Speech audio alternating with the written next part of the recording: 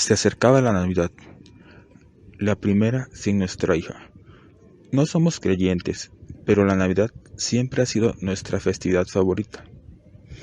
Ella no se había perdido nunca ni una, aunque su trabajo la obligaba a estar largas temporadas fuera del país.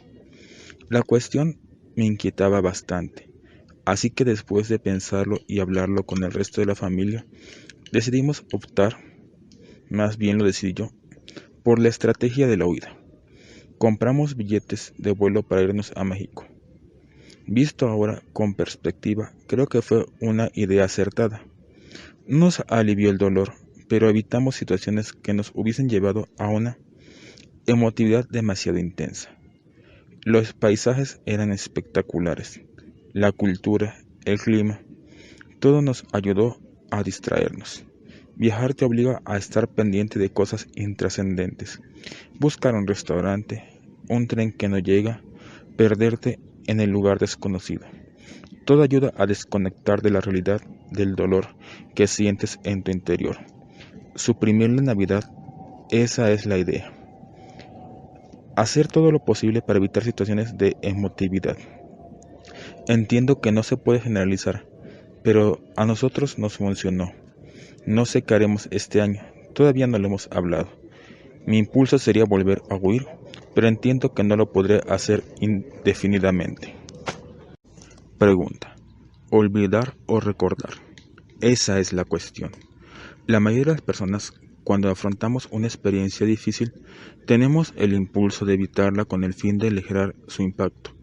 Esa huida está fomentada en parte por los mensajes que recibimos de las personas que nos rodean, los familiares, los amigos y la sociedad en general, que no quieren vernos sufrir y nos animan a distraernos y olvidar lo ocurrido. También hay una parte de negación inconsciente que se relaciona con los mecanismos internos, intrapersonales, y que en parte constituyen una respuesta biológica de protección ante el sufrimiento que el cuerpo interpreta como excesivo. Es natural vivir un tiempo de negación después de la muerte de un ser querido. La negación funciona como una llave en el cerebro que gradúa el nivel de exposición a la información relativa a los hechos traumáticos, de manera que solo deja pasar la cantidad que puede tolerar. Esa llave puede ser muy poderosa a personas con una estructura interna frágil. Como es el caso de los niños, les resulta imprescindible para poder sobrevivir a situaciones muy traumáticas. Esta llave reguladora funciona de muchas maneras creativas. Por ejemplo, nos estimula para evitar situaciones que pueden despertar recuerdos dolorosos o crear fantasías de que la muerte no es cierta. En ocasiones se trata de respuestas automáticas, es decir, son cosas que hacemos, pensamos o sentimos fuera de la conciencia sin darnos cuenta de que las utilizamos para suprimir el dolor. En otros casos son más conscientes, como le ocurre a la madre del testimonio anterior. Todos hemos pasado por un estado de negación en algún momento. Las personas mentalmente sanas necesitan la capacidad de negar determinados aspectos de la realidad en ciertos momentos, y eso ayuda a sobrevivir. Con mucha frecuencia somos capaces de ver las respuestas de negación de los demás, pero no somos conscientes de las nuestras. La negación es una herramienta poderosa que hay que agradecer y respetar. De hecho, anticipar y negar son las dos estrategias de graduación del impacto emocional de una experiencia traumática. Funcionan de la misma manera, pero al revés. En la anticipación empezamos a sentir las emociones difíciles antes de que suceda la experiencia, y con la negación o evitación suprimimos esas emociones mientras sucede la experiencia o después de ella. Qué bien construidos estamos los seres humanos, ¿verdad? Cuando estás de duelo, dispones de un repertorio excepcional de maneras de mitigar el dolor. Algunas son puntuales, momentáneas, otras perduran en el tiempo y se convierten en hábitos o rasgos de nuestra personalidad. Todas cumplen la misma función: dar un poco de tiempo, de alivio, cuando el dolor resulta demasiado intenso. Son maneras de cerrar los ojos ante lo que ha ocurrido y las llamamos Estrategias de afrontamiento, de evitación, protección. Veamos algunos ejemplos de estas. Ejemplos de estrategias de afrontamiento, de evitación, protección. Primero, tienes la urna con las cenizas de tu ser querido en casa y hablas con ellas como si él estuviese contigo. Segunda, te esfuerzas por pensar que está de viaje, como había hecho otras veces, y sueñas con que te llame de un momento a otro para decirte que vuelve. Tercero, cuando oyes la puerta del garage o el ruido de las llaves, fantaseas con que es él o ella. Es un momento de esperanza, de descanso. Cuarto, intentas estar ocupado todo el día, haciendo cosas sin parar, entreteniendo la mente con la tele, con internet, etc. Quinto, estás comiendo más de la cuenta o bebes de más o tomas drogas para anestesiar tu cuerpo. Sexto, te dices cosas a ti mismo y se las dices a los demás con el fin de intelectualizar o racionalizar la muerte o tus emociones. Todos tenemos que morir. Apenarse no nos los va a devolver o no los devolverá. Séptimo, te comparas con otras personas. Siempre habrá duelos peores que el tuyo. Octavo, te sientes enfadado y buscas culpables de lo sucedido. También puede ocurrir que busques venganza y denuncies a los presuntos culpables. Noveno, estás obsesionado con los detalles y las circunstancias en que se produjo la muerte y no dejas de darle vueltas. Todas estas respuestas son naturales y humanas. Hasta cierto punto pueden ayudarte en tu camino, pero la condición de que no se cronifiquen. Son útiles en la medida en que las utilicemos de manera puntual. Si se convierten en un hábito y se prolongan en el tiempo, pueden acabar teniendo consecuencias desastrosas. Pregunta: ¿cómo funcionan estas estrategias de alivio del dolor? Existen muchas maneras de evitar el sufrimiento que nos provocan una pérdida o un trauma.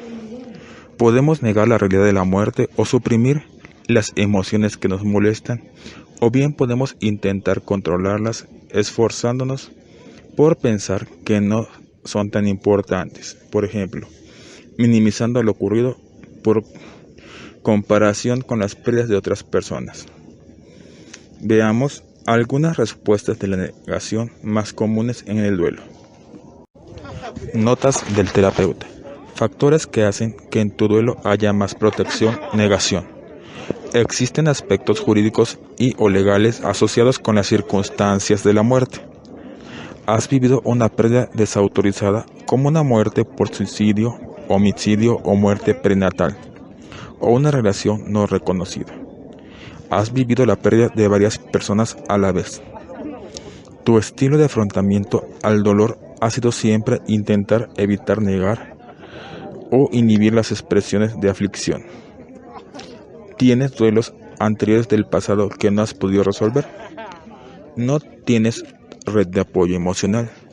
No tienes personas con las que puedas compartir tus sentimientos.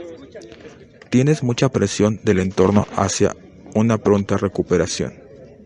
Tienes responsabilidad de cuidado hacia los demás, por ejemplo, hijos pequeños o personas dependientes. Notas del terapeuta. Respuestas de protección, evitación. Son físicas, emocionales, cognitivas, de comportamiento o comportamentales. Entre las físicas están armadura de tensión corporal, es decir, encogimiento, rigidez corporal, contracción muscular en la espalda.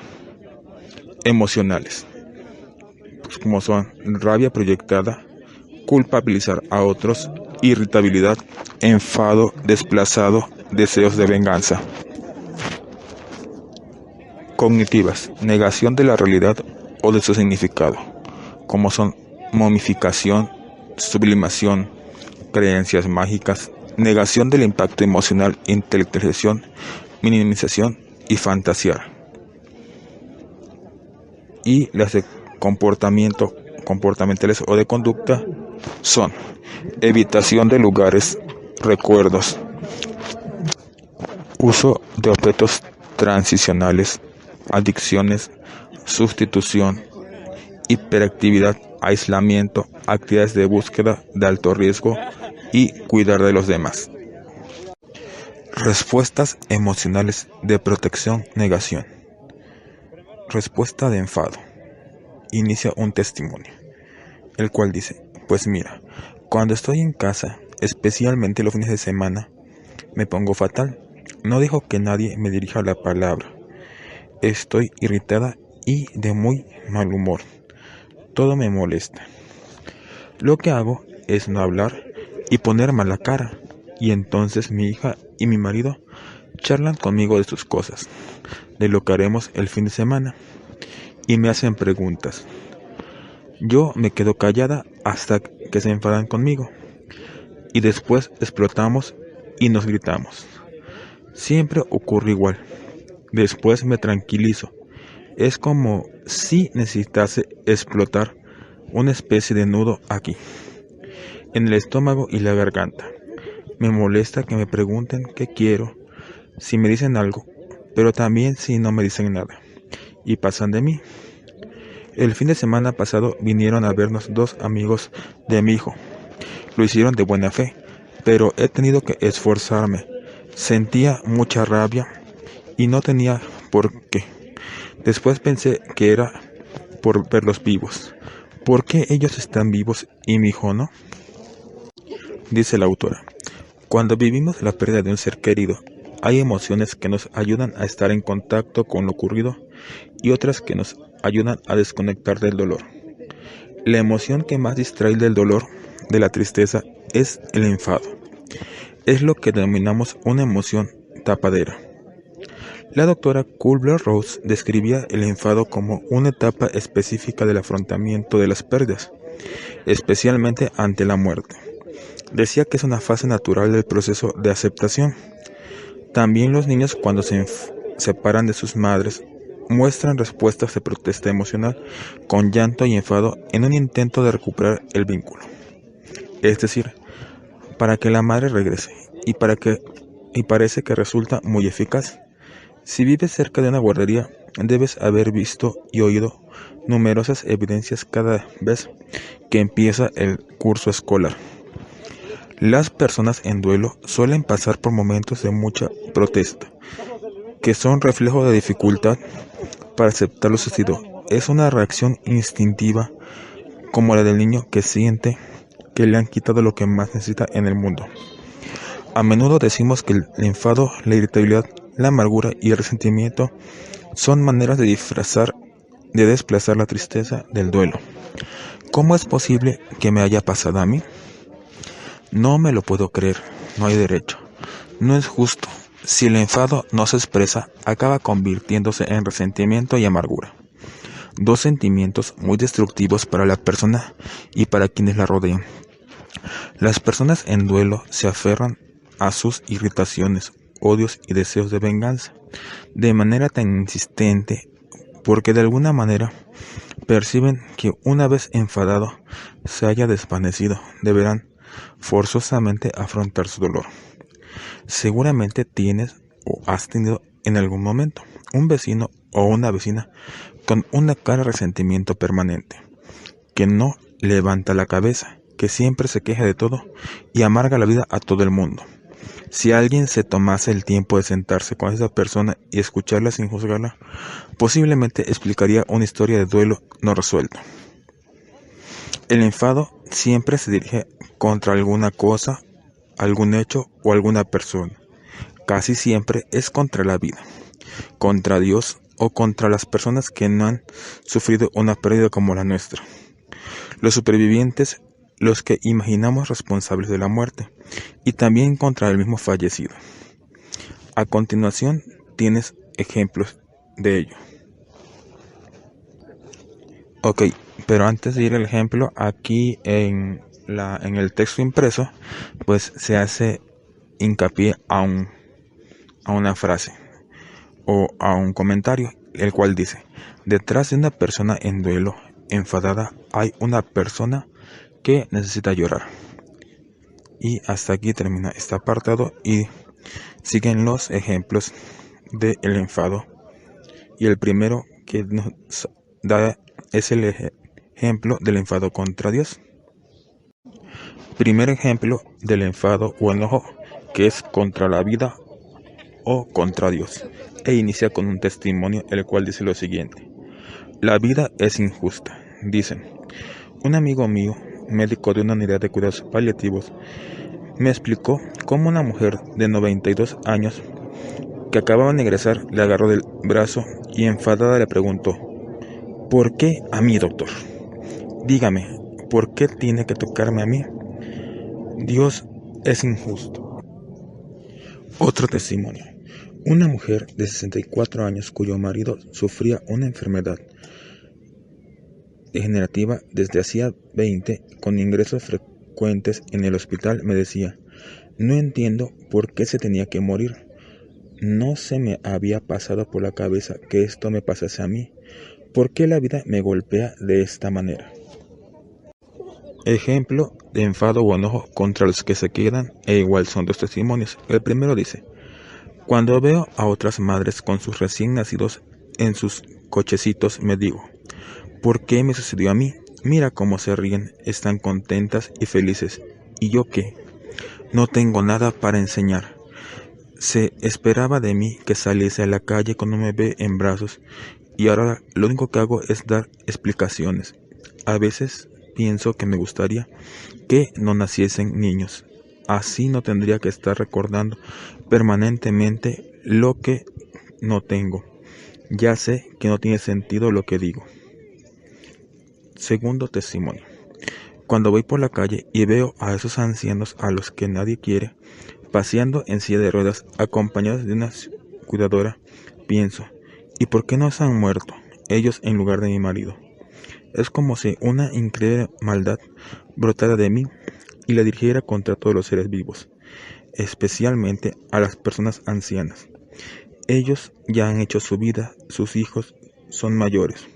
Seguro que muchos solo piensan en morir. ¿Y mi marido por qué? ¿Por qué mis hijos tienen que quedarse sin padre?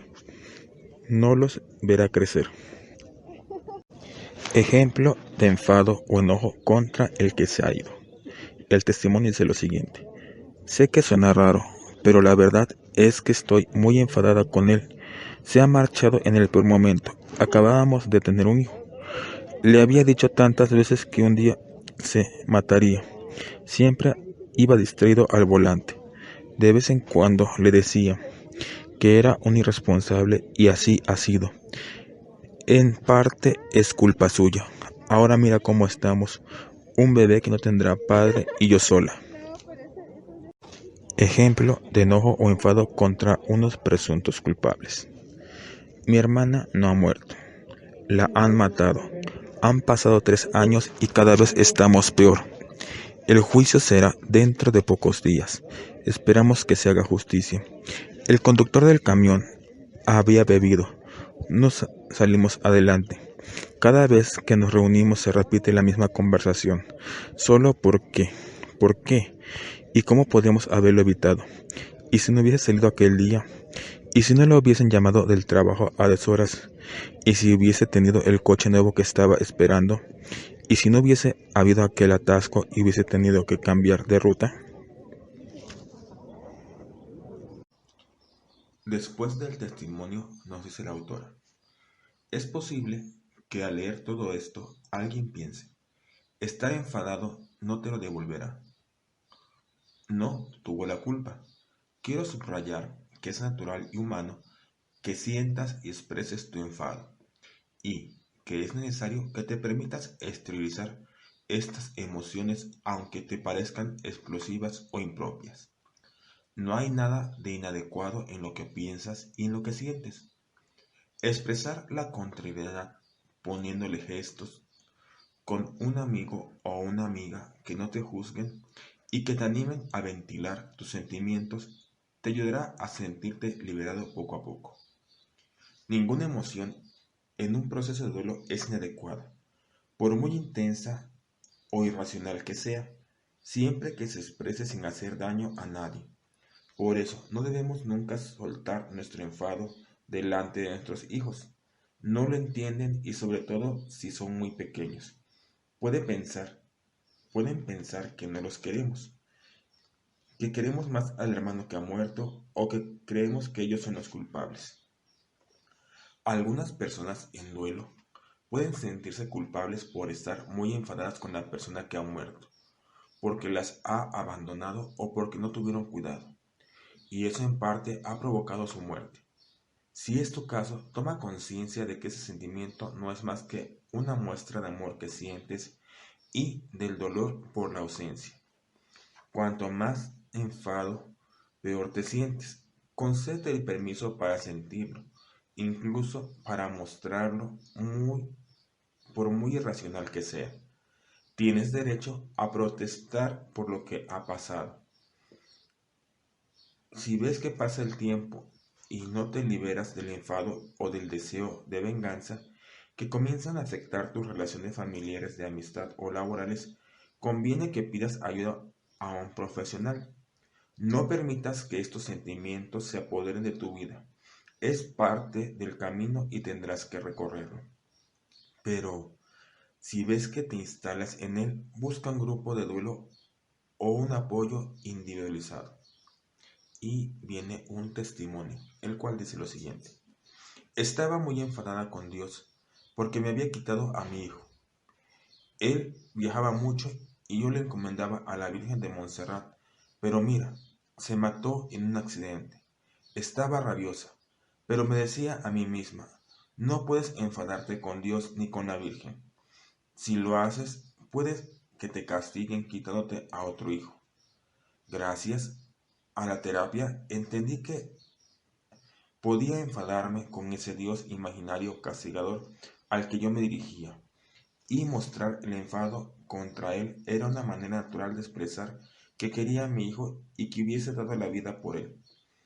Puede explotar y decir todo lo que se me pasaba por la cabeza.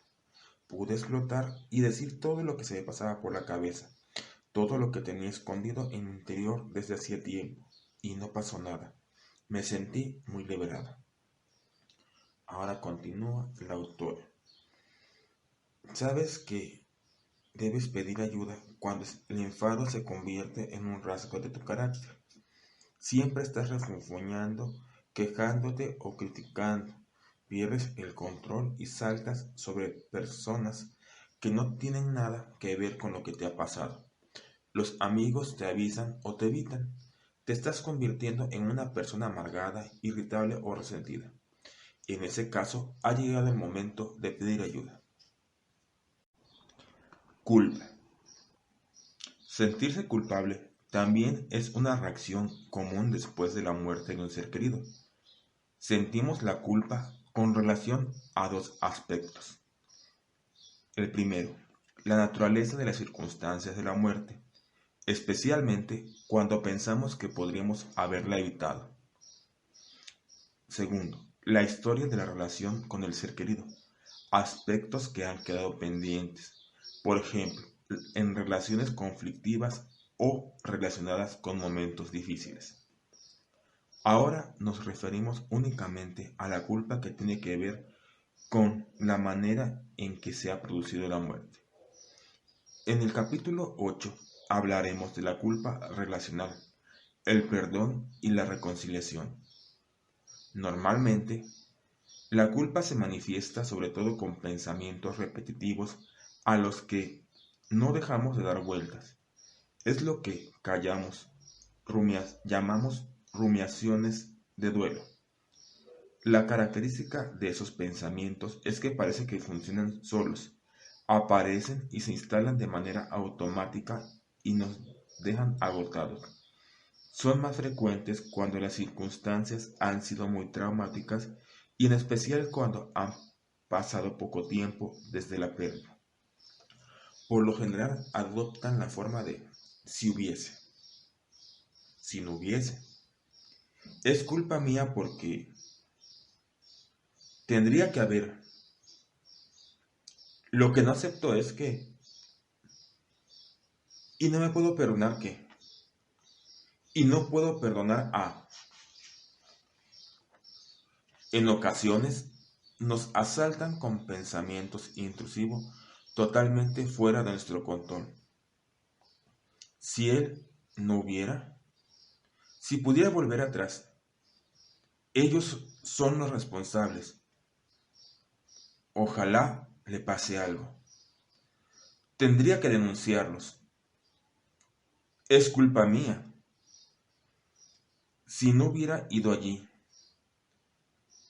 ¿por qué no nos dimos cuenta? No puedo vivir sin él. No me puedo imaginar seguir así. Algunos sentimientos de culpa pueden tener una base real, es decir, la realidad es que existen elementos razonables de peso que indican que la muerte podría haberse evitado o que hay uno o unos presuntos responsables, ya sea por negligencia, distracciones, errores de juicio o mala praxis. Pero lo más habitual es que la culpa no tenga un fundamento en la realidad, que sea irracional y fruto de unas expectativas exageradas sobre uno mismo, sobre la vida o sobre los demás. Estas son algunas de las expresiones que más se escuchan en los grupos de duelo. Me siento culpable del suicidio de mi madre, de no haberme dado cuenta de lo mal que estaba. Tendría que haberla protegido de sí misma. Me siento culpable del accidente de coche de mi marido. Tendría que haberle dicho que fuese con más cuidado. Yo sabía que siempre conducía muy distraído. Me siento culpable de la muerte de mi hijo pequeño. No estaba vigilándolo en aquel momento y tuvo aquel fatídico accidente. Me siento culpable de la muerte de mi mujer. Me pregunto si no deberíamos haber hecho algo más, si hubiésemos podido ir a otro hospital. Es importante diferenciar que parte de la culpa tiene una base real y que parte no la tiene. A veces no es tan sencillo, ¿verdad? Pero debemos preguntarnos si realmente, dadas las circunstancias y el escenario de lo ocurrido, se hubiese podido evitar. Pregunta, ¿no nos estamos cargando con una parte excesiva de responsabilidad?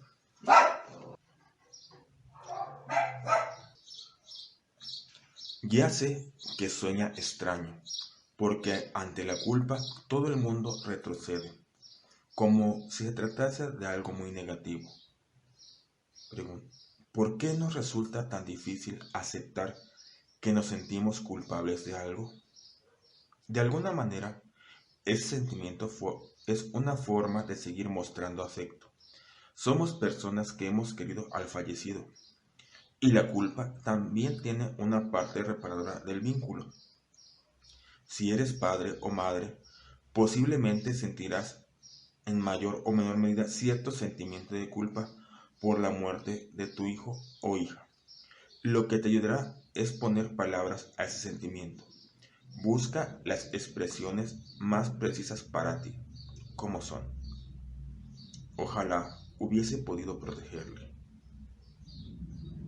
Hubiese hecho todo lo posible para que esto no ocurriese. Ojalá me hubiese pasado a mí. Desgraciadamente, el entorno le resulta muy difícil. Desgraciadamente, al entorno le resulta muy difícil soportar las expresiones de culpa, y la gente responde a menudo con un venga ya, no eres culpable nada, ni lo pienses. Y eso hace que callemos y no expresemos lo que sentimos. Pero intentar no pensar no es una buena manera de afrontar la culpa y las rumiaciones u obsesiones. Al contrario, parece que cuanto más las queremos eliminar, más insistentes se vuelven. Liberarse de los sentimientos de culpa puede llevar mucho tiempo, no hay prisa. Paradójicamente, el primer paso consiste en aceptarlos, apropiarse de ellos, darte permiso y considerarlos como una parte natural del camino. Recuerda que tus sentimientos de culpa son una muestra de amor, de que te importa lo que ha ocurrido, de que te duele. Si no te sientes culpable, Te parecería que no querrías a la persona, ¿verdad? Librarse de la culpa pasa por aceptarse a uno mismo como una persona con límites que ama, pero que no llega a todo, que es imperfecta y humana. También que la vida y los demás son limitados. No somos superhombres, no podemos detener el futuro, ni predecirlo, ni evitarlo.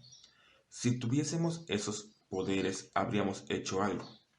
Nuestros sentimientos de culpa en muchos casos guardan relación con nuestra fantasía de ser omnipotentes, de poder controlarlo todo, nuestro destino y el de nuestros seres queridos. Veamos algunas de las palabras de descarga que las personas del grupo de duelo, las mismas de antes, han podido verbalizar cuando han sido escuchadas y han expresado su dolor. Yo tenía control sobre la depresión. Yo no tenía control sobre la depresión de mi madre. No podía protegerla. Muchas personas con depresión buscan la liberación con el suicidio. Hice todo lo que pude. Mi marido era un hombre adulto. Aunque le hubiese dicho algo, él habría hecho lo mismo.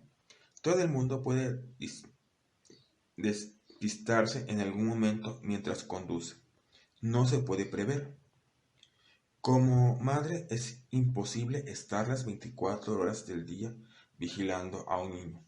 Siempre hay algún momento en que escapa a nuestras miradas. Los accidentes domésticos ocurren. No se puede evitar, no se pueden predecir. Hay enfermedades difíciles de diagnosticar. Ni yo ni los médicos somos perfectos. No todas las enfermedades se pueden prever. Siempre habrá hospitales en todo el mundo a los que podíamos haber acudido, pero nunca sabremos qué habría pasado si hubiésemos tomado otras decisiones. Hice lo que buenamente pude. Ahora dice la autora, existen dos tipos de culpa, especiales que merecen ser descritos con más detalle. Y esta es la culpa del superviviente y la culpa de sentirse aliviado. Bueno, antes de pasar al siguiente subtema donde describe la culpa del superviviente, aquí en este apartado o subtema que estamos dándole lectura, que es el que habla de la culpa en general, hace hincapié a tres frases, las cuales en el texto pues vienen resaltadas en un recuadro o rectángulo o en negritas, y las cuales dicen, la primera dice, la culpa se crece con los intentos por disiparla y se mitiga con nuestro coraje para admitirla, reconociendo nuestras imperfecciones y limitaciones. Aquí pues tiene que ver con lo que hemos ido leyendo, de que sentir culpa hasta cierto punto no es malo, pero entre más intentamos negarla o evadirla, pues esta va a ir creciendo más. Luego viene otro apartado donde dice, no podemos luchar contra unos pensamientos con más pensamientos. No podemos luchar contra unos pensamientos con más pensamientos. Es decir, que esto se va volviendo una obsesión y entre más lo pensamos, pues más se sigue generando este sentimiento de culpa. Y la tercera frase en la que hace hincapié o la resalta en este apartado dice, detrás de los sentimientos de culpa, la persona en duelo expresa un grito de dolor y de amor. Detrás de los sentimientos de culpa, la persona en duelo expresa un grito de dolor y de amor. Y como ya hemos leído en este texto, pues tiene que ver con esta cuestión de ese sentimiento, ese afecto que sentimos por otra persona, que nos hace sentir esta culpa. Hasta cierto punto es natural. Y hasta aquí este subtema. Culpa del superviviente. Es posible que, en tu caso, los sentimientos de culpa estén asociados con el simple hecho de estar vivo. ya que de buena gana te habrías cambiado por el fallecido. La sensación de que estar vivo es una especie de suplicio ocurre con frecuencia entre los padres y las madres. Da igual si el hijo que ha muerto es muy pequeño o un adolescente. Ocurre también con los hijos adultos. Con frecuencia, los padres y las madres expresan: ojalá me hubiese muerto yo. Tenía toda la vida por delante. La culpa del superviviente está casi siempre presente en el caso de los abuelos. He escuchado tantas veces estas palabras: yo me hubiese ido de buena gana. Ya he vivido la vida, soy viejo y ya no tengo nada que hacer aquí.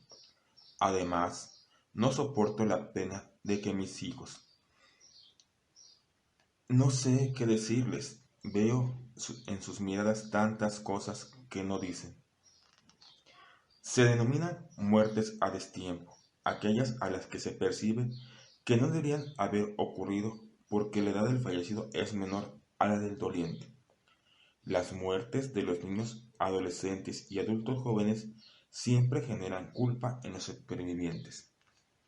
También vemos la culpa del superviviente en casos en que la persona siente que debería ser ella la que hubiese muerto en el accidente. Por ejemplo, en accidentes en los que alguien se ha cambiado de sitio o cuando a la última hora se produce una situación o alguien llega tarde y se salva. Muchos niños se sienten culpables de la muerte de un hermano o del padre o de la madre, sean cuales sean las circunstancias. El siguiente texto es de una persona que perdió a su madre y a dos hermanos en un accidente de coche. Tenía entonces 11 años.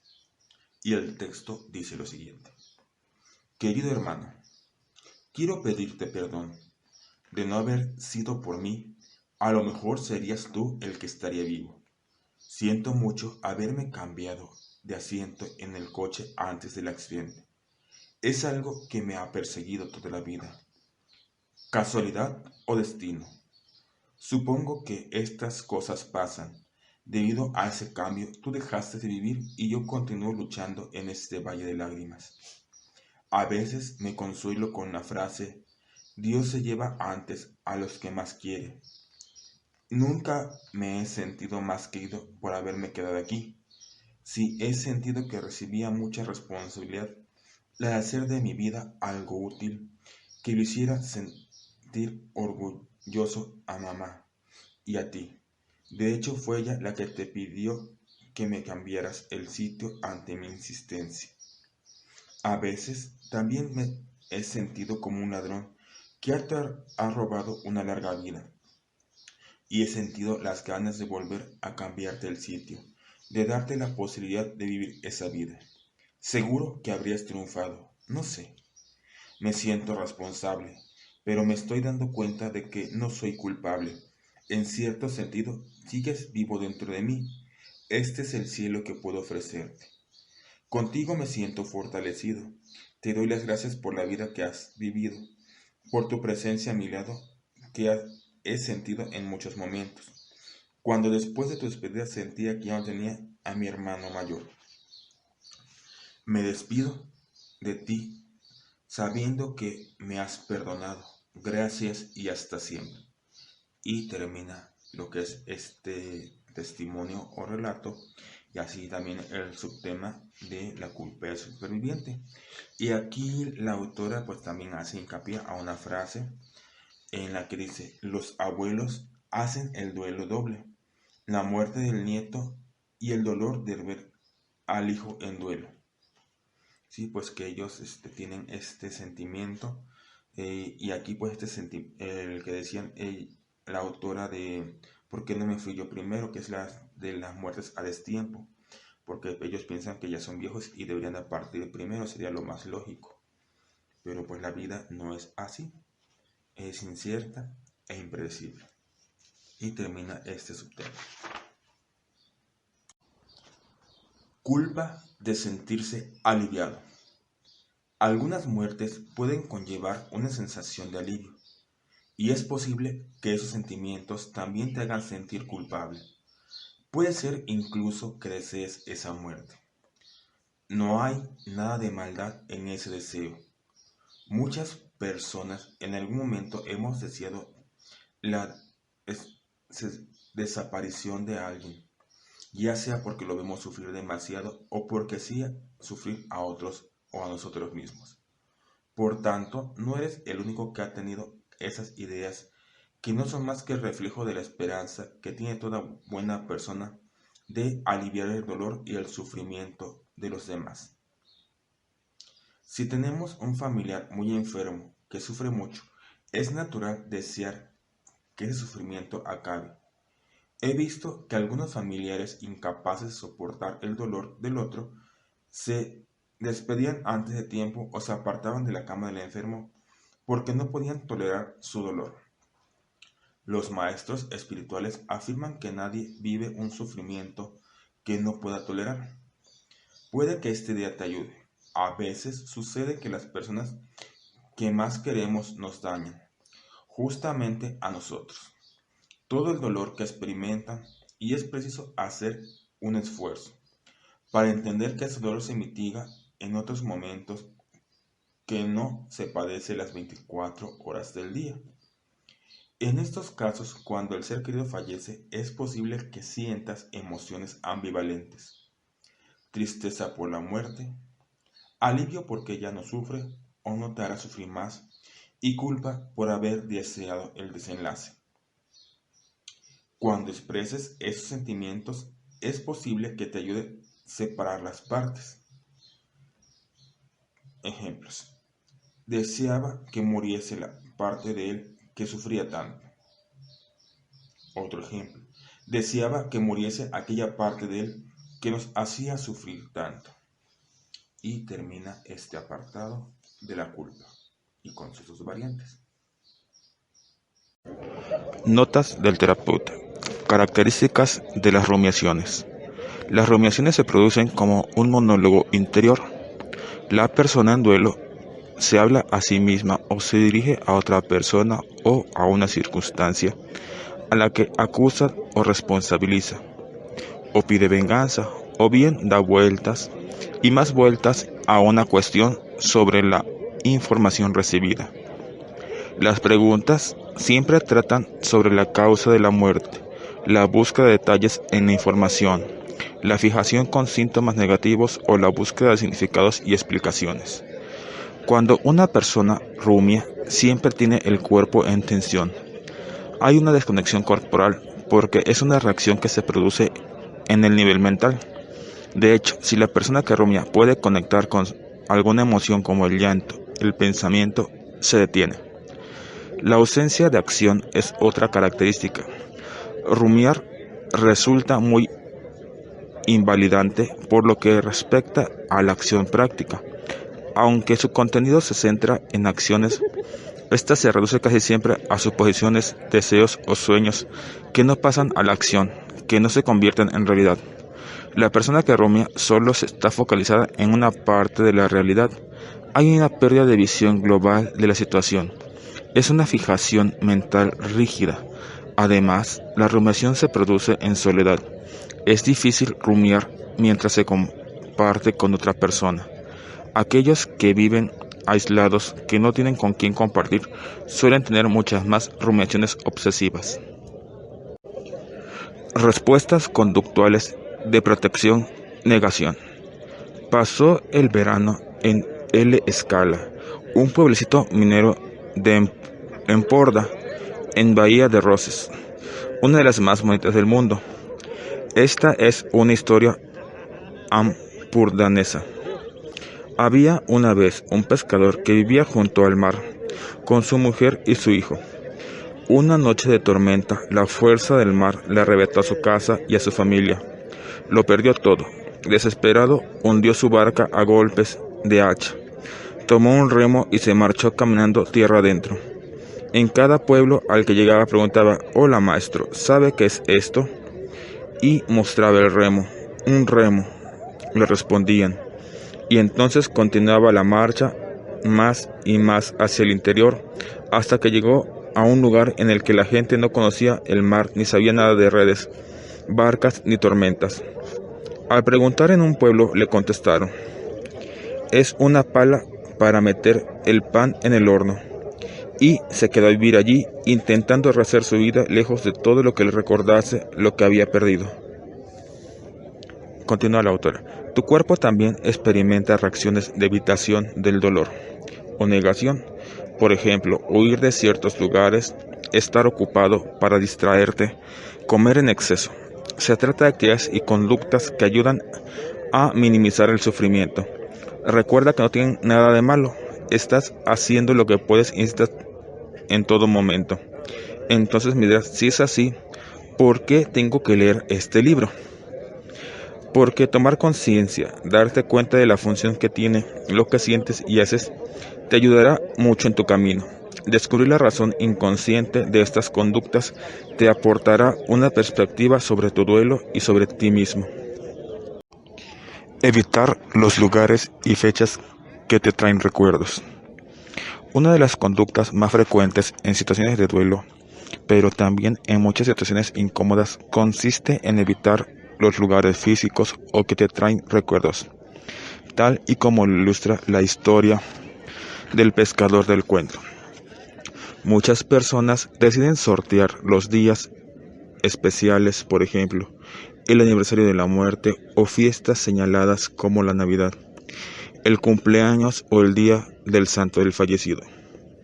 Hacer un viaje o simplemente cancelar la fiesta y proseguir con las actividades de cada día son maneras de escabullirse de los recuerdos dolorosos.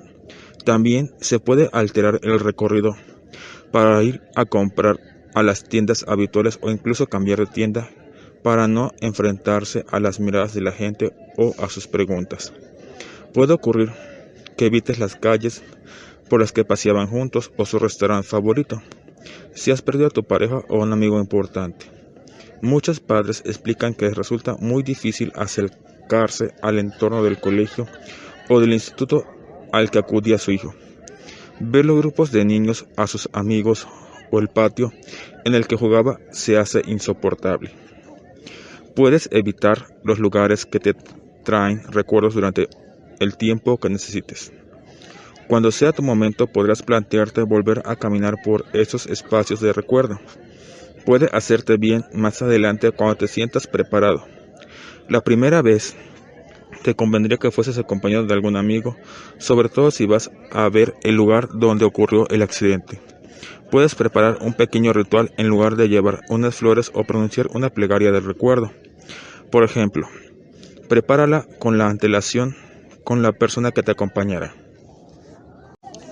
Estar permanentemente ocupado. Esta es otra buena manera de aliviar el dolor de la ausencia. Lanzarse a una actividad frenética para distraerse de la realidad. Estar frente a la computadora durante horas y horas. Poner la tele en cuanto llegas a casa. Para muchas personas en duelo, el trabajo se convierte en un refugio donde pueden olvidar la realidad por unas horas y concentrarse en algo que distraiga la mente. Sin embargo, esto no es así para todo el mundo. Hay personas que solicitan una baja laboral, ya que acudir al trabajo es una experiencia para la que no se sienten preparados. Hacer el esfuerzo de estar bien ante los demás las deja agotadas y el ritmo y la estructura de los horarios se hacen muy difíciles de sobrellevar. De hecho, una de las recomendaciones que hacemos a las personas en duelo es que la situación ideal en lo que respecta al ámbito laboral sería que la empresa les permitiese trabajar cuando pudiesen y las horas que pudiesen. Las empresas deberían demostrarse más sensibles a las necesidades emocionales de los trabajadores y permitirle flexibilidad al menos durante los primeros meses. Estar ocupado te ayudará a distraerte y a descansar de tu dolor. Estás absorto haciendo cosas, mantente activo. Es una manera de aliviar las sensaciones y mantener a raya los recuerdos dolorosos. El problema se dará si no te permites tiempo para sentir nunca. Si lo único que haces es ir de aquí para allá, siempre ocupado. Es importante que te concedas tiempo para hablar de tu duelo. Planifica en tu agenda momentos para estar contigo mismo y para compartir con otras personas. Aunque para Parar un momento y escucharte te provocará tristeza. También te ayudará a ir vaciando poco a poco todo el dolor que llevas dentro. Actividades de búsqueda del riesgo. En los adolescentes y también en los adultos se produce la búsqueda de lo que llamamos actividades de alto riesgo, que incluyen una adrenalina que tiene una función anestésica. Alcanzar altas velocidades con la moto o el coche o practicar deportes que suponen situaciones de peligro también son maneras de retar a la muerte, en ocasiones totalmente inconscientes, como una muestra de venganza. Ya que me has quitado a la persona que quiero, ahora te reto. Y a continuación viene un testimonio, el cual dice lo siguiente: desde que ella no está, la soledad es terrible, no la soporto. Lo que hago es correr de un lado para otro, cualquier dirección es buena, da igual, lo importante es correr. No puedo estar solo, necesito tener a alguien al lado siempre. Parece como si en el fondo estuviese deseando acabar con todo. Al otro día casi tengo un accidente con el coche. Iba muy rápido. Me paré en el arcén, asustado de mí mismo. Estoy muy destructivo, también con el tabaco y el alcohol y la comida. He descuidado totalmente mi imagen, como a cualquier hora. Bebo cuando me apetece. Me he destrozado la boca de tanto rechinar los dientes y no me importa. Me aíslo y me aparto de la gente. Cuando conozco a alguien nuevo me alejo. Es como si una parte de mí quisiera destruir todas las amistades, las nuevas relaciones, todo me es insuficiente. Ahora continúa la autora con una pregunta. ¿Practicas alguna actividad de riesgo desde que estás en duelo? ¿Haces cosas destructivas que te hacen daño? ¿Cómo te sientes cuando lo haces? Toma conciencia de su función y pon nombre a cómo te ayudan a estar desconectado de una parte de ti. Si lo que haces implica un riesgo grave para tu vida, es urgente que pidas ayuda. Empieza compartiéndolo con un buen amigo. Explícale lo que sientes y el riesgo que asumes cada vez que realizas la actividad. Deja que te aconseje y después, si lo consideras necesario, recurre a un experto en duelo. La sustitución. La sustitución es otra respuesta de evitación. Encontrar una nueva pareja inmediatamente después o quedarse embarazada para que el nuevo hijo ocupe el lugar del que ha muerto son dos claros ejemplos. Es natural y humano querer recuperar la propia vida, y es cierto que los hijos nos empujan a vivir y nos ayudan a crecer. Cuidar de un niño da sentido a nuestra existencia, pero un hijo no puede sustituir a otro de ninguna manera. El hijo que nace para sustituir o llenar el vacío que ha dejado el fallecido tiene que asumir las expectativas del que ya no está, y eso no es justo ni para él que se ha ido ni para el que acaba de llegar. Las consecuencias de la sustitución las paga el que ocupa el espacio. No obstante, querer tener un hijo después de la pérdida no significa necesariamente que los padres estén sustituyendo. En muchos casos se trata de una decisión fruto del deseo natural de seguir manteniendo el papel de padres y de dar cariño. Si has perdido a un hijo y estás pensando en tener otro, recuerda que la ilusión del nuevo te dará fuerzas, pero nunca sustituirá al fallecido ni posiblemente aliviará el dolor como imaginabas. Honrar al hijo muerto consiste en concederte tiempo para elaborar el duelo por su pérdida. Cuando el duelo esté hecho y el dolor se haya mitigado, podrás decidir si es bueno para la familia y sobre todo para el hijo que llegará también, para el que se ha ido. Tener otro hijo debe ser una conclusión de lo que han vivido y aprendido como familia. Si has perdido a tu pareja antes de empezar una nueva relación, concédete tiempo para hacer tu duelo.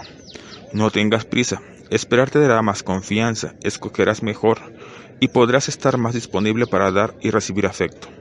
La soledad es difícil, pero llenar el vacío con otra relación cuando no estás preparado solo te aportará un alivio transitorio, y es posible, cuando estés mejor, descubras que te has equivocado en tu relación. Preguntas. ¿Recuerdas las historias de las madrastras de los cuentos? ¿Te has preguntado alguna vez por qué siempre eran malas y medio brujas? También suele ocurrir en los cuentos con padrastros. He visto a algunos viudos y viudas que para mitigar su dolor buscan rápidamente otra pareja y en muchos casos se produce un movimiento inconsciente de elegir a alguien del que no se está realmente enamorado. Parece que se quiere tapar un vicio de dolor excesivo y además es una manera de asegurarte de que si pasa algo no se volverá a sufrir, ya que ya sé que es un poco bruja, pero si no va bien, incluso si muere, no sufriré tanto. Me explicaba un viudo.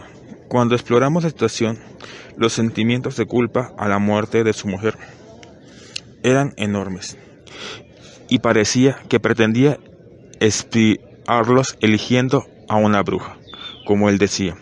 A este tipo específico de situación catastrófica lo llamo síndrome de la madrastra. Pero ojo, que hay madrastras estupendas. Yo misma he tenido un padrastro que vale todo el oro del mundo. El peligro de la adicción. Algunas estrategias de evitación del sufrimiento son susceptibles de convertirse con el tiempo en adicciones. Comer, beber, tomar drogas, como el cannabis. Algunas personas alivian su angustia sexualizando, es decir, estableciendo relaciones afectivas y sexuales adictivas. En el duelo también hay adicciones más adaptativas: a comprar compulsivamente, a trabajar, a ir deprisa, a cuidar de los demás. Sí, cuidar de los demás puede ser una manera de evitar el dolor. A continuación, un testimonio. Después de la muerte de nuestro hijo, decidimos que teníamos que ayudar a otros padres. Era como si esa tarea nos diese energía para vivir nuestro dolor. Organizamos una asociación y nos lanzamos a formar grupos, a visitar familias, a dar charlas. No parábamos.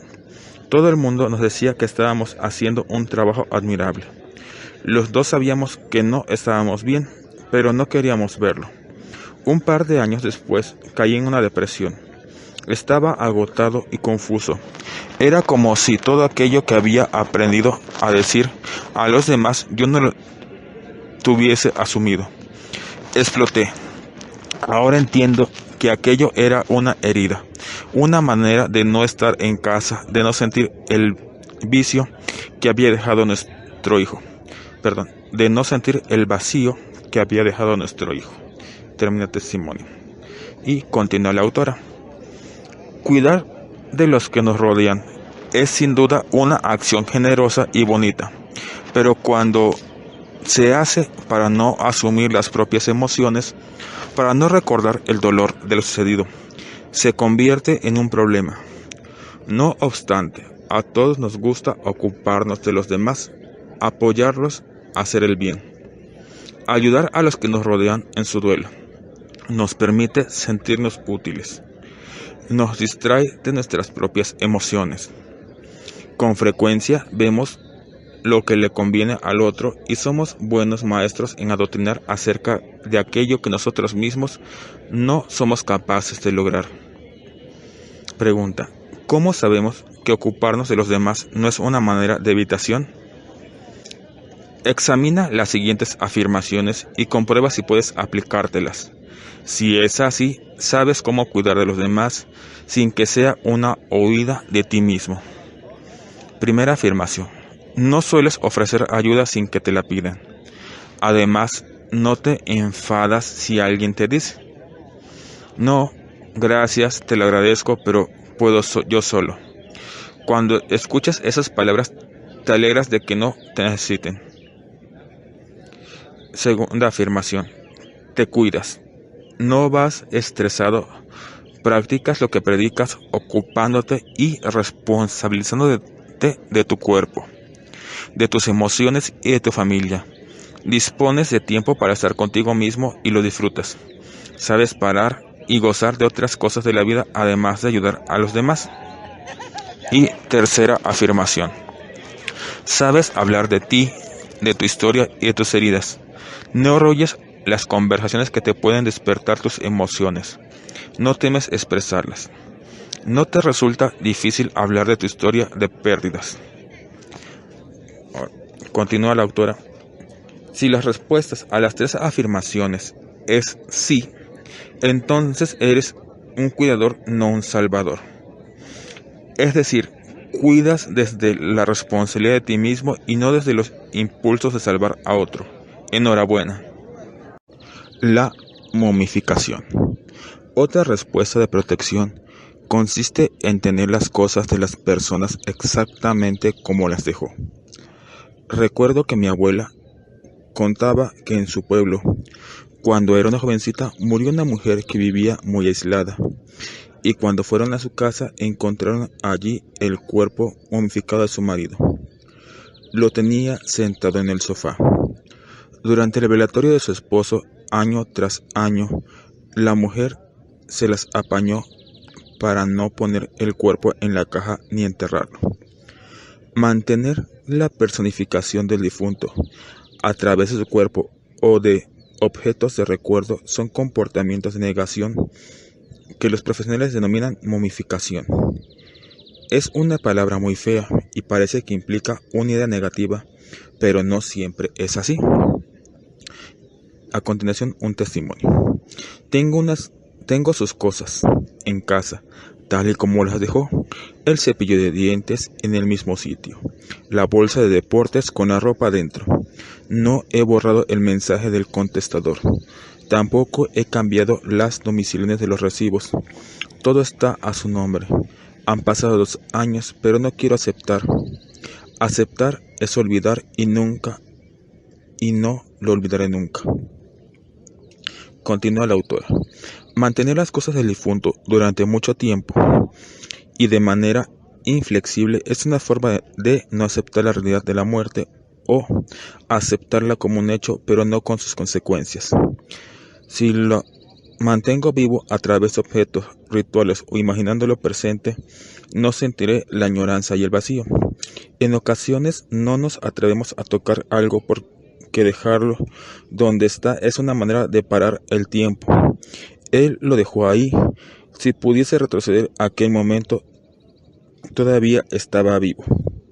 Es natural tener objetos de recuerdo y aferrarnos a ellos. A muchos adolescentes les gusta ponerse la ropa del hermano ausente, dormir en su cama, escuchar música en su cuarto. Hay quien deja la habitación tal y como se quedó, las cosas en el sitio, no sacamos su ropa del armario y no cambiamos el nombre del titular de los recibos. Nos gusta recibir la correspondencia dirigida a la persona que se ha ido. Son los objetos transicionales. Los llamamos así porque nos ayudan a que la transición resulte menos dura. No existe una norma. Lo que es bueno para una persona puede no serlo para otra. No es bueno desprenderse de todo rápidamente para no recordar. Hay personas que lo lamentan con el tiempo, pero tampoco es bueno tener las cosas indefinidamente en el mismo sitio. Márcate un tiempo para ir desprendiéndote progresivamente de sus cosas. Toma conciencia de que eso es tan importante que ese objeto te suscita. Ponle palabras, que los objetos te sirvan para expresar tus emociones, los recuerdos que contienen. Cuando estés preparado, decide qué quieres guardar y de qué quieres desprenderte. Algunas personas de tu entorno se sentirán agradecidas de tener un objeto de recuerdo. Piensa también en ellas. Tal vez te gustaría saber que las conservan a otras personas importantes de su vida. Puedes regalar la ropa a quien la necesite. No te desprendas de todo sin pensarlo bien. Es posible que la gente de tu entorno te presione. Deja que tu corazón te diga qué es lo mejor para ti. No existe una regla y no es cierto que guardar objetos signifique necesariamente hacer un mal duelo o no querer dejar ir. Pensamientos de protección, negación. Hay pensamientos que funcionan como supresores del sufrimiento.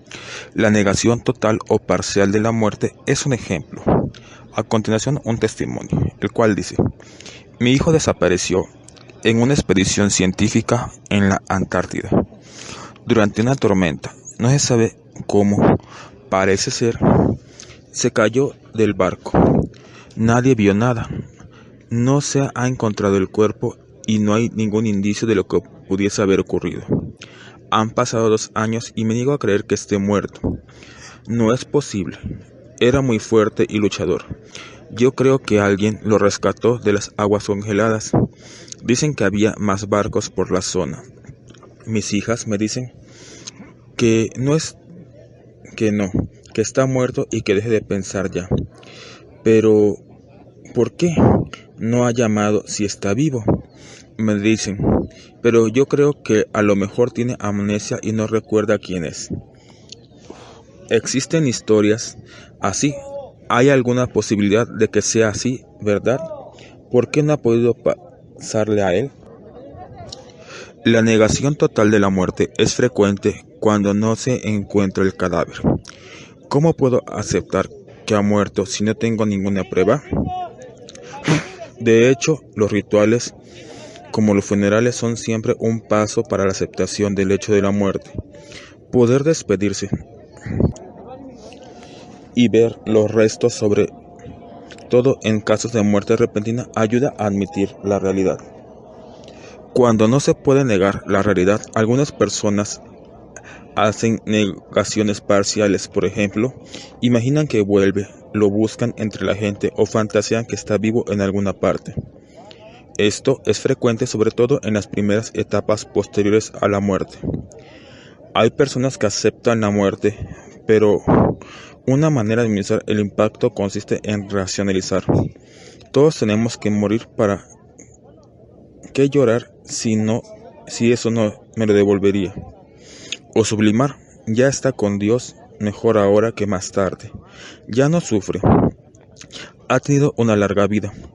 Todas estas afirmaciones pueden ser ciertas, algunas sin duda lo son, y posiblemente te ayudan a aliviar el sufrimiento. Está bien recurrir a ellas durante un tiempo o de manera puntual para sobrevivir al dolor intenso. Otras personas en duelo se escabullen en lugar de fantasías en el que se encuentran con el ser querido. Un testimonio. Estoy bien, la verdad. De hecho, es como si mi hermano no hubiese muerto. Lo veo, ya sé que parece extraño, pero cada día hablo con él, lo siento a mi lado y es como si estuviese conmigo desde que me levanto hasta que me acuesto. Continúa la autora y nos dice, los pensamientos y las fantasías de evitación-negación son necesarios y conceden una tregua a nuestro dolor, pero no podemos quedarnos soñando permanentemente. El duelo no se resuelve pensando, sino viviéndolo, experimentándolo.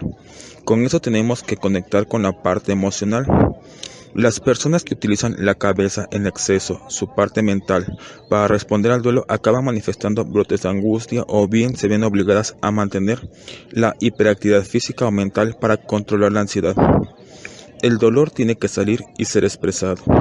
La coraza cognitiva de pensamientos, negación, cuando la expresión del dolor es excesiva, se agujerea y entonces el dolor sale a presión. Es una crisis de ansiedad.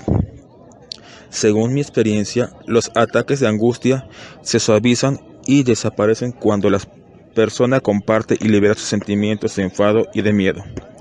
He visto muchos casos con ataques de palpitaciones, sensación de descontrol, incluso desmayos que después de participar en unas sesiones del grupo de apoyo en el duelo, donde se da permiso y se fomenta la expresividad emocional, llanto, pena, miedo, enfado, gradualmente dejan de producirse. Por supuesto, no estamos hablando de personas con antecedentes de ansiedad anteriores a la pérdida. En esos casos resulta recomendable buscar apoyo especializado individual de un profesional experto. Notas del terapeuta. Una sesión sobre fantasías de negación. Hoy, en la consulta, Alfonso me explicaba que últimamente sueña que ella está viva en algún lugar lejano. Lo escucho con interés, manteniéndome en el punto justo entre no confrontarlo y no confirmarle la fantasía, con el fin de poder analizar la función de esta negación. Y dice él, ¿y si estuviese viva? ¿Qué? dispara Alfonso. ¿Por qué no puede ser que esté viva, que no haya muerto? ¿Por qué no? Porque tú la viste morir, murió en tus brazos, ¿recuerdas? Pienso para mis adentros y respondo. Sería muy bonito, ¿verdad, Alfonso? Explícame qué es eso que piensas. Dice Alfonso. Lo pienso a menudo. Ella está muy lejos, viva, y un día aparece aquí de noche. Cuando todos estamos durmiendo, entra a mi habitación y me despierta. Estoy viva, me dice. Después, como no puede ser que la gente nos vea, quiero decir a ella, yo digo a todos que me voy a dar la vuelta al mundo, y nos vamos los dos lejos, bien lejos. Vaya, Alfonso, qué bonito. Eso te haría muy feliz, ¿verdad? Dice el terapeuta. Pregunto con tono entusiasmado, en sintonía con el suyo. Empezaríamos una nueva vida, sin enfermedades ni obligaciones, disfrutando de estar juntos y de querernos. Sería fantástico, ¿verdad? Hago un silencio. Después de validar es necesario un silencio.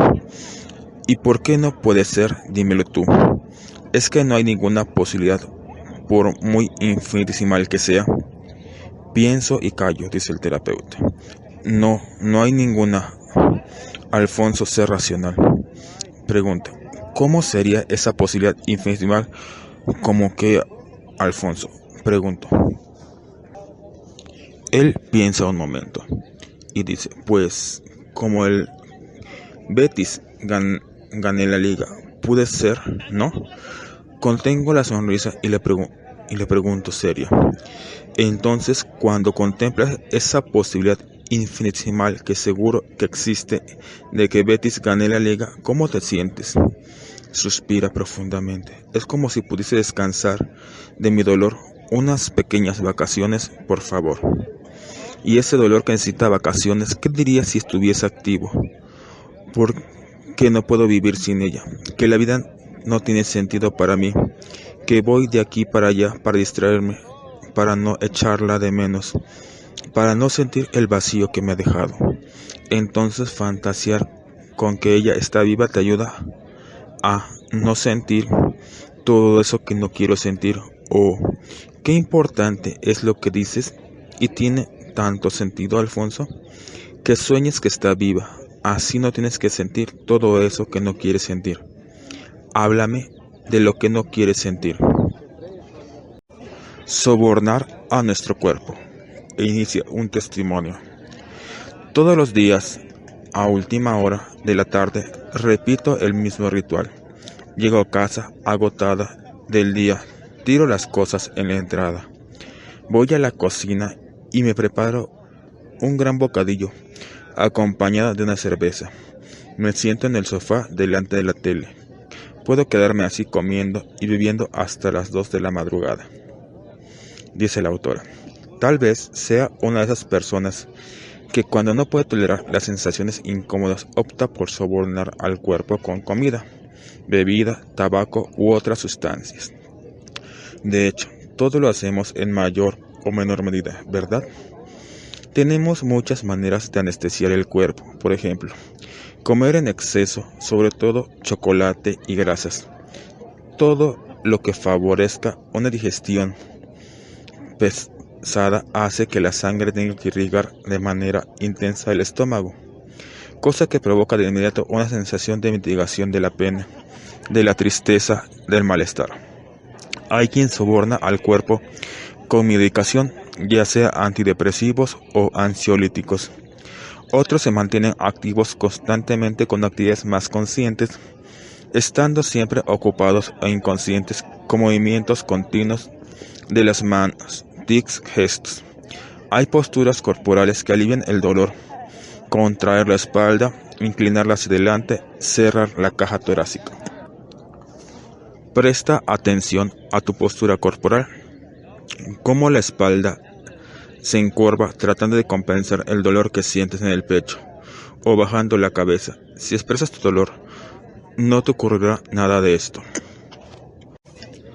Alcohol.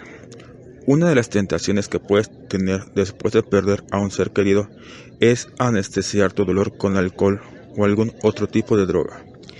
El alcohol tiene dos efectos compensatorios: anestesia a las personas con mucho dolor y facilita la expresión emocional a las personas con una coraza de protección rígida. Pregunta: ¿abusas del alcohol con frecuencia, ya sea los fines de semana o a diario? Otra pregunta: ¿desde la muerte de tu ser querido fumas de manera indiscriminada a todas horas? Tercera pregunta: ¿has empezado a automedicarte para dormir o para sobrellevar la jornada? Es natural y es humano, y es cierto que aparentemente te sientes aliviado, pero es muy peligroso. Ese alivio es temporal. De ninguna manera puede resolver el dolor y la añoranza. Después del consumo, la depresión aumenta y además con el tiempo se convierte en un hábito. Te vuelves tolerante y necesitas ir aumentando la dosis. No sabes cómo, pero pasan unos meses y no puedes dejarlo. Las consecuencias de las adicciones para la salud física y psicológica de las personas en duelo pueden ser devastadoras. Evidentemente, no estamos hablando del uso adecuado del alcohol cuando socializamos en un día de fiesta. Las personas con problemas con el alcohol no pueden recibir ayuda en su proceso de duelo hasta que se liberan del hábito. Participar en un grupo de apoyo al duelo mientras se consume alcohol, cannabis u otras sustancias resulta contraproducente. El alude de sentimientos que se despiertan al compartir con el grupo no hará más que aumentes el riesgo de consumo. Antes de participar en un programa de apoyo al duelo, es preciso llevar limpio como mínimo un año, y es recomendable hacer un seguimiento individualizado adecuado. Primero hay que tratar la adicción, después el duelo. Bueno, pues vamos a continuar con la lectura de este sexto capítulo del libro El mensaje de las lágrimas, de la autora Alba Payas, el cual es una guía para superar el duelo. Y en este sexto capítulo de mecanismos de protección-negación, ya estamos en el último apartado que tiene que ver con el aspecto de la comida. Aquí la autora nos hace un hincapié o subraya un texto, como en muchos otros del libro, el cual nos dice: aceptar que tienes un problema y pedir ayuda es el primer paso hacia la curación. Posteriormente inicia el texto con respecto a la comida, el cual dice: es posible que estés comiendo mucho más que antes, también mucho menos. Cuando la pérdida es muy reciente, lo vital es perder peso. Las emociones provocan un nudo en la garganta y resulta difícil digerir cualquier alimento. Es normal, no debes preocuparte. No comer es un anestésico corporal, igual que comer mucho. En momentos más avanzados del duelo, muchos aumentan de peso. El problema se da cuando han pasado unos meses o unos años y la persona se instala en el sobrepeso. En ese caso es preciso pedir ayuda. El efecto del sobrepeso en tu salud puede ser muy negativo. Es importante que tomes conciencia de que tienes relación con tu duelo no resuelto, que es una manera de controlar tu angustia, de anestesiar tu dolor. Aceptar que tienes un problema y pedir ayuda es el primer paso hacia la curación. Y lo mismo sucede con el tabaco y las drogas. No podemos estar conectados al dolor de manera permanente, de forma natural. Buscamos cosas que nos distraigan. Es sano y natural. Todas las respuestas que hemos descrito producen un alivio temporal del dolor, pero evitar el dolor a larga no se resuelve. Solo lo pospone o lo transfiere a otros, a través de conductas como el enfado, la sobreprotección o la negligencia. Cada persona necesita su tiempo, es cierto, pero si nos abrimos al dolor de manera gradual y nos permitimos sentir, expresar, cada vez necesitaremos menos estrategias inhibidoras. Elaborar el duelo es abrir a la experiencia de sentir emociones, Y eso será posible poco a poco, sin miedo a desbordarse o creer que nos volveremos locos. Es como ir al gimnasio. Con los meses vas utilizando pesas un poco más grandes. Empiezas con breves momentos de expresión. Te permites sentirlos y con el tiempo los músculos emocionales se fortalecen. Tienes más capacidad para abrir y cerrar la llave, además de hacerlo de una manera más consciente. El siguiente capítulo te ayudará a avanzar en este camino. Acabemos con un último testimonio. ¿Recuerdas el primero? Allí describíamos una Navidad para evitar la emotividad. Ahora, este testimonio nos habla de una persona que al final de su vida decide no huir de sus emociones. El testimonio dice lo siguiente: seguramente esta será mi última Navidad. Lo intuyo, así como decido vivirla intensamente. Y eso significa que no voy a huir de las cosas emotivas que siempre he hecho. El gran regalo ha sido la visita de mi hijo, que esta vez ha venido una semana antes para poder estar juntos. Ya tiene 27 años y lleva 2 en terapia. En los últimos correos me explicaba su enfado por el pasado y lo ha animado a que hablemos. Sus escritos supuraban rabia y reproches.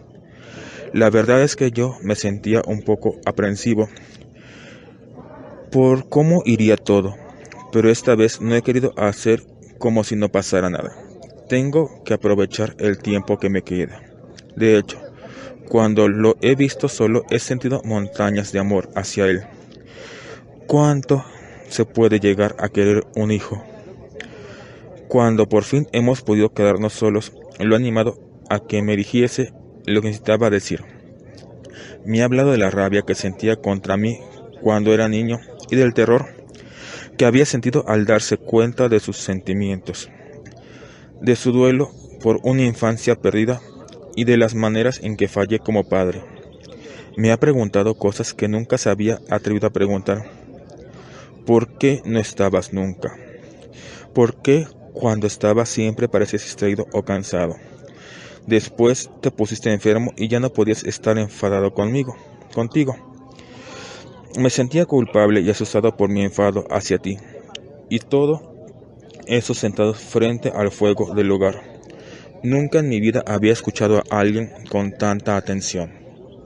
He reconocido lo que me ha dicho y lo he animado a sacarlo todo. Esta vez no he justificado. Cuando terminamos, estábamos bastante cansados, nos abrazamos y lloramos juntos. Ni él ni yo hemos intentado huir de nuestras emociones. Le he agradecido el valor de decirme todo eso. Es posible que sea mi última Navidad. Lo siento en este cuerpo torpe que ya no me responde y las miradas de los que me rodean, pero sin duda habrá sido la mejor de mi vida. Y termina este capítulo.